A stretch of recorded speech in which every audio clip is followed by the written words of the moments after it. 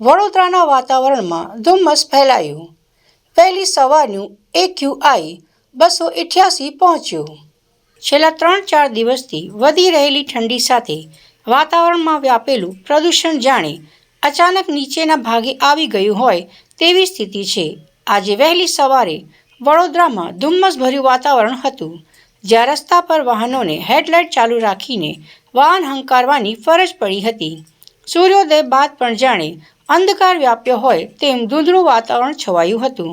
વાતાવરણમાં ભેજની સાથે સાથે પ્રદૂષણ પણ વધતા આજે વડોદરા શહેરનું મહત્તમ AQI સવારે 7 થી 8 વાગ્યાના વચ્ચે 288 નોંધાયું હતું, જ્યારે શહેરમાં છેલ્લા 24 કલાકના AQIના સરેરાશ આંકડા પ્રમાણે 272 નોંધાયું છે. હેઝાર્ડ હવામાનની શરૂઆત 300 AQIથી થાય છે, ત્યારે વડોદરા શહેર 300 AQIથી માત્ર 12 પોઈન્ટ નીચે હોવાને કારણે વાતાવરણમાં પ્રદૂષણનું નવું સ્તર હાંસલ કર્યું છે. AQI વેબસાઇટના ડેટા પ્રમાણે વિશ્વના સૌથી વધુ પ્રદૂષિત શહેરોમાં વડોદરાનો ક્રમાંક 26મો છે.